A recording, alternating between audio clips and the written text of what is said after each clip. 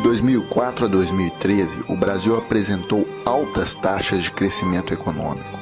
O país era destaque na imprensa internacional. A renda média do trabalhador subia e alcançamos a situação de pleno emprego.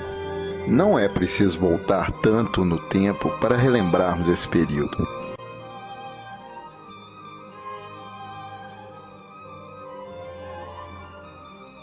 O Brasil fechou 2014 com a menor taxa de desemprego já registrada, 4,8%. Os dados são do IBGE. A taxa de desemprego no Brasil em 2014, considerando a média dos 12 meses, foi inédita. A mais baixa já vista até hoje, 4,8%, contra 5,4% no ano anterior e mais de 12% lá em 2003. Este estaleiro em Niterói, estado do Rio, mostra que em matéria de emprego o Brasil está nadando na corrente oposta, a do aumento de vagas. Seus 3.200 funcionários estão montando 4 navios novos ao mesmo tempo, encomendas da indústria de petróleo e gás, que aqui no país não para de crescer. Emprego, portanto, não falta. Este gráfico mostra a tendência de queda do desemprego no Brasil. A taxa, que era 12,5% em abril de 2002, caiu para 6,4% em abril passado. Hoje, grande parte dos desempregados é formada por gente que saiu de um emprego para procurar outro melhor. Por isso se diz que o Brasil está quase no pleno emprego. A indústria automobilística brasileira anunciou nesta segunda-feira o recorde de vendas de automóveis e comerciais leves em 2012. Um dos motivos foi a redução do imposto sobre produtos industrializados sobre esses veículos, o que diminuiu o preço e tornou o carro mais acessível ao consumidor. Seu José Avelino deixou a Paraíba e viajou quase 2.000 quilômetros para visitar a filha no Rio. Uma viagem que ele costumava fazer de ônibus. Eu vim de ônibus já. Demorei para danado, cheguei enfadado, cansado. E depois a gente advista nesse negócio que vem por cima, rapaz, é ligeiro demais, mas é bom. O número de passageiros de avião dentro do Brasil pulou de quase 30 milhões para 83 milhões em 2013, um aumento de 177%. O número de passageiros nos aeroportos praticamente triplicou na última década.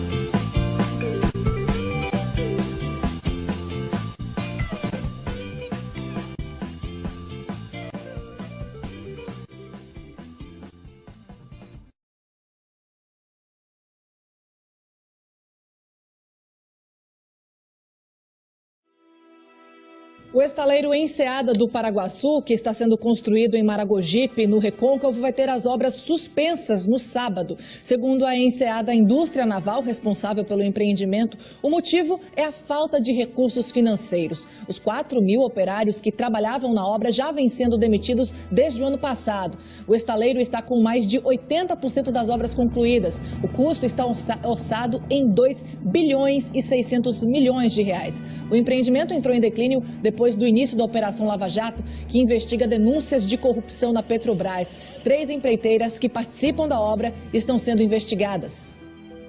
Um estaleiro em Angra dos Reis, no litoral sul do estado do Rio, vai demitir 2.000 trabalhadores. É mais um reflexo da Operação Lava Jato, que atingiu a Petrobras e fornecedores da estatal. Nilson já havia sido demitido do estaleiro Mauá e pela segunda vez teve a baixa na carteira profissional. Pelo jeito que vai, com esse negócio de Lava Jato aí, só vai acontecer isso aí mesmo. Já fechou o estaleiro Mauá, né? E outros estaleiros por aqui. Pra gente aqui só tem mesmo esse estaleiro aqui. Fechando aqui, pronto. Um dos piores reflexos da crise econômica é o desemprego. E os números divulgados agora de manhã mostram que quem procura trabalho está cada vez com mais dificuldade de comprar uma vaga. O desemprego subiu para 11,3% no segundo trimestre deste ano. Para entender o que aconteceu com o Brasil, é importante saber que as grandes empresas funcionam à base de crédito. Mesmo empresas lucrativas, como as grandes empreiteiras brasileiras, precisam de empréstimos para rolarem suas dívidas. Ao serem relacionadas a operações policiais como a Lava Jato, as empresas perdem o acesso ao crédito. Assim, são sufocadas até falirem ou pedirem recuperação judicial. Não deixa de ser curioso o fato de que essas empreiteiras serão substituídas por empresas chinesas, tão ou mais corruptas que elas. Na realidade, esse processo já vem acontecendo. Vamos analisar o caso mais emblemático, que é o da Odebrecht. Essa empresa era muito mais que uma construtora nacional. A Odebrecht tinha uma divisão agroindustrial, referência nas tecnologias mais avançadas de produção de etanol e biodiesel. A Odebrecht era dona da Braskem, que é o ativo mais valioso da indústria química brasileira. A Odebrecht tinha um braço militar, que produzia equipamentos bélicos com tecnologia 100% nacional. Ela era responsável pela construção do submarino nuclear brasileiro, projeto que foi suspenso após o início da Operação Lava Jato. Além disso, a Odebrecht disputava mercados no exterior, ajudando o Brasil a exportar serviços de alto valor agregado, o que é algo difícil em um país especializado em exportar commodities de baixo valor. Por exemplo, em 2001, a Odebrecht construiu o novo terminal do aeroporto de Miami. O espaço conquistado por ela na África e na América Latina tem sido tomado por empresas chinesas, gerando emprego e renda por lá, não aqui. Tudo o que foi dito sobre a Odebrecht vale para as outras empreiteiras brasileiras destruídas pela Lava Jato, como a Andrade Gutierrez, a Engevix, a UTC e a Mendes Júnior. Mas afinal, se praticaram atos de corrupção, haveria outra solução para as empresas que não fosse a punição e a falência? Sim, haveria. Nos Estados Unidos e na Europa existe uma diferenciação entre a empresa e o dirigente que cometeu a corrupção. Isso ocorre por uma razão óbvia. A pessoa jurídica não tem desejo ou vontade própria. Ela é uma organização que desenvolve tecnologias, cria riquezas, paga impostos e ajuda o país. O dirigente, sim, deve ser punido pelas autoridades caso tenha praticado a corrupção. Foi assim que os Estados Unidos fizeram com a construtora Halliburton, condenada a pagar uma multa irrisória em um caso de corrupção. O mesmo aconteceu com a fabricante de equipamentos militares Lockheed Martin. O modelo americano é cirúrgico, exige planos de boas práticas e compliance e tenta punir desvios sem afetar o corpo e o conjunto da companhia.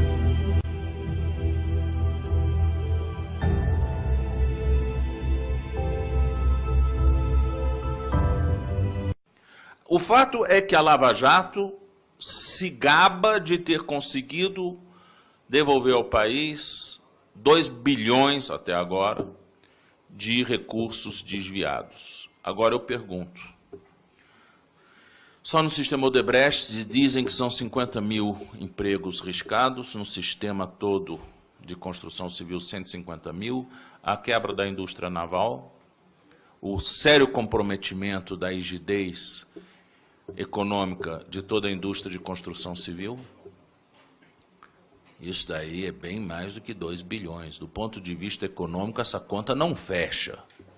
A Lava Jato vai ter um saldo extremamente negativo na nossa economia. E esse é um saldo que nós vamos pagar por algumas décadas.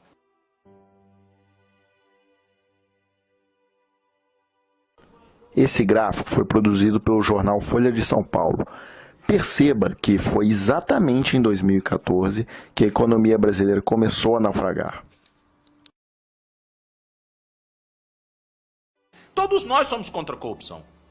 Todos nós. Mas nós não queremos destruir um país por causa de uma causa. Nós não queremos simplesmente jogar o bebê fora com a água suja do banho.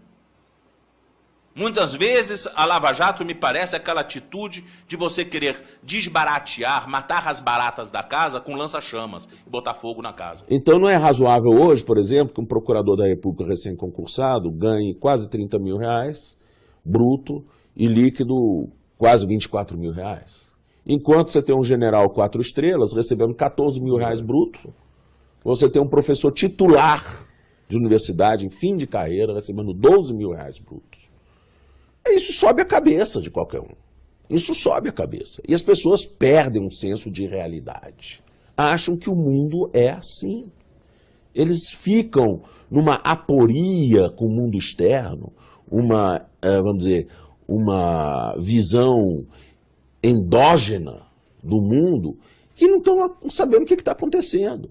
Para um juiz como o Moro dizer que não sabe o que vai acontecer com o Brasil, com a Lava Jato, isso é de uma alienação completa quanto aos problemas nacionais. São milhares de empregos de pais de família que estão sendo riscados do mapa. Não são os empregos dos procuradores nem do juiz. Eu entrevistei outro dia o Wagner Freitas, presidente da CUT, que atribui ao juiz Moro a demissão de 1.500.000 trabalhadores do país. A contribuição da Lava Jato para essa crise é substancial. Eu digo mais, que ela é muito mais grave do que a vantagem que ela diz ter levado em recuperar 2 bilhões de reais perdidos no processo de corrupção. O senhor estudou na Alemanha. A Alemanha viveu o fenômeno do nazismo. Várias empresas que trabalharam no nazismo sobreviveram e estão aí até hoje. Esse fato que nós assistimos hoje, que é a destruição de um significativo pedaço da indústria brasileira, inclusive da indústria da engenharia pesada, do programa nuclear, da construção naval, isso aconteceria na Alemanha? Os americanos, claro que tiveram, vamos dizer, umas iniciativas aí de quebrar as pernas de algumas indústrias muito poderosas, como, por exemplo, a IG Farben, né, que era o maior empreendimento químico da Europa. Né? E que produzia aqueles gases que eram lançados... o Ciclone B que foi usado para as câmaras de gás. As câmaras de gás. O IG Farben foi quebrado em 4 grandes empresas. Foi a Höchst, foi a Bayer, foi a BASF e foi a Henkel. O quê? Essas 4 empresas... Estão todas aí? Estão todas aí, era o IG Farben. Hoje você tem essas 4 empresas irmãs que eram do IG Farben. Então até hoje são grandes empresas alemãs. Produzindo os remédios que nós tomamos. Produzindo remédios que nós estamos tomando. São donas praticamente da indústria química alemã, com enorme impacto internacional. Podemos lembrar também da Krupp, que fazia os canhões do Hitler? A Krupp hoje está junto com a Thyssen, né? Thyssen-Krupp se juntaram os dois grupos. Então tem algumas coisas na Alemanha, né, que são muito curiosas. Mas o princípio que eu queria estabelecer... E aí é o seguinte, o regime nazista e o regime pós-nazista procuraram preservar os empregos dos trabalhadores alemães. Com certeza. Esse é o meu ponto.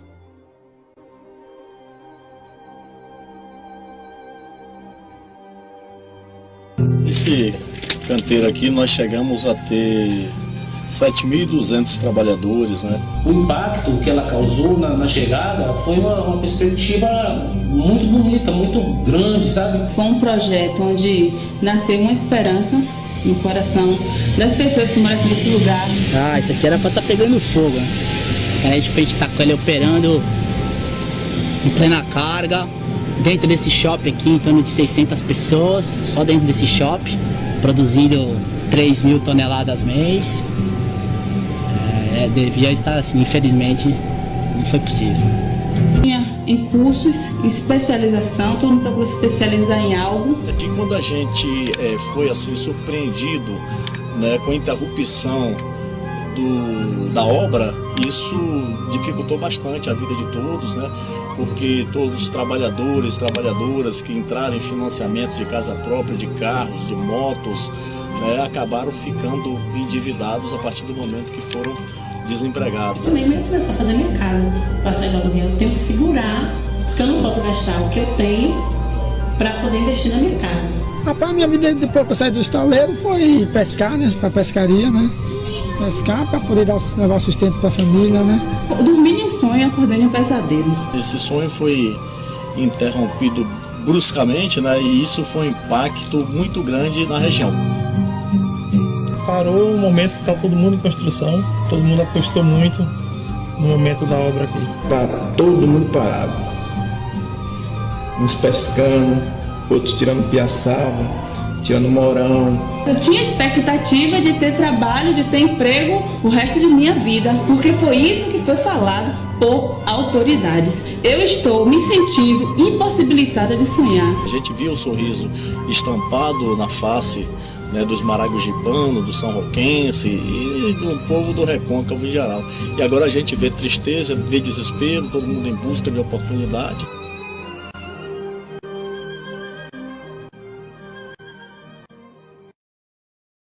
Veja bem, isso que eu falei tem mais a ver com o desfecho da situação, não com o começo. O começo foi brilhante. Se você analisar o começo do governo Lula, foi brilhante a ideia do Bolsa Família. Tirou o Brasil de uma condição e levou a outra. Ao ponto de eu perceber as pessoas com orgulho de ser brasileiro. Em algum momento se teve orgulho de ser brasileiro. Acho que em nenhum momento da história do Brasil se teve tanto patriotismo em relação ao Brasil como na época do Lula. Quando o Brasil pagou a dívida do FMI, como ofereceu dinheiro para o FMI, quando teve a crise no exterior e o Brasil passou por ela, e parecia impossível, parecia um sonho de Cinderela mesmo. Daí a pessoa que isso vai acabar a qualquer momento.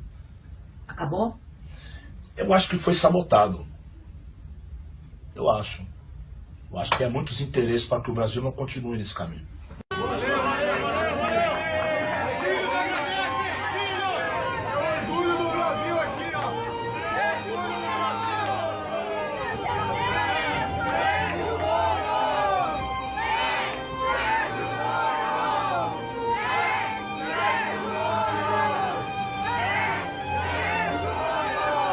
Mas eu vou dedicar essa música hoje ao Sérgio Moro, juiz, que está aqui assistindo.